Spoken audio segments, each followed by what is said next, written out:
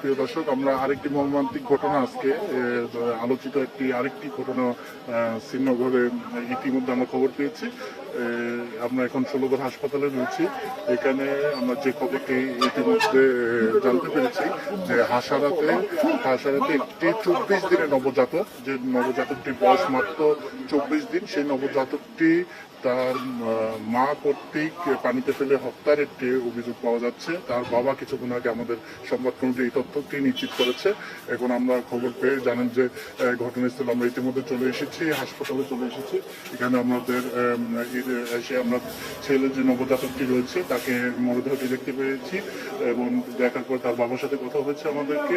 আমরা যতটুকু জানতে পেরেছি যে কিছুক্ষণ সকাল থেকেই নবজাতকটি নিখোঁজ ছিল এবং মা কথাবার্তা সন্দেহজনক হওয়াতে এবং বাড়ির পাশে পুকুর থেকেই কিন্তু কিছুক্ষণ আগে কিন্তু এই নবজাতকটি মরদেহ উদ্ধার করা হয়। উদ্ধার করার পর কিন্তু এখন ইতিমধ্যে পুলিশ কিন্তু ঘটনাস্থলে হাসপাতাল বাস্তবতা দেখার চেষ্টা চলছে। আর জানেন যে আমরা ইতিমধ্যে যে নবজাতকের যে বাবা ছিল, কিছুক্ষণ আগে আমরা তার সাথে কথা বলেছি। তিনি বলেছে যে তার স্ত্রী কত সন্দেহজনক হয়।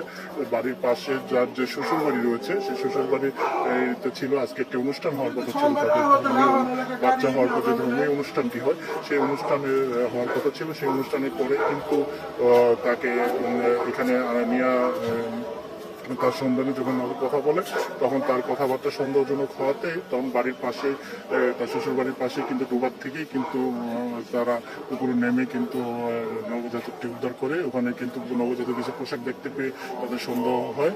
আর ইতিমধ্যে ঘটনাস্থলে কিন্তু পুলিশ চলে এসেছে এবং তারা তদন্ত করছে এবং আসলে এই ঘটনা কি কারণে এটা দেখার জন্য চেষ্টা করছে। আর জানেন যে কিছুদিন আগেও কিন্তু একটি জোড়া বাচ্চা হত্যার একটি ঘটনা, আলোচিত একটি ঘটনা ঘটেছিল, যা মা নিজে পানিতে ফেলে হত্যা করে। তারপরেই কিন্তু এই ঘটনাটি, কারণ এই নবজাতকের বয়স কিন্তু মাত্র 24 দিন।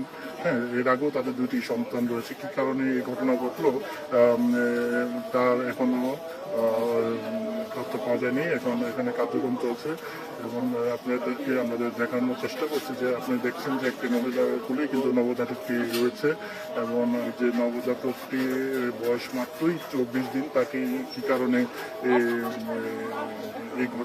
এই ঘটনা ঘটলো তা এখন তদন্ত চলছে। আর এবং আপনাদেরকে আমরা দেখানোর চেষ্টা করছি প্রিয় দর্শক যে এখানে যে ঘটনাটি ঘটলো, আমরা এখন ঘটনা ঘটেছে তা দেখানোর চেষ্টা করছি।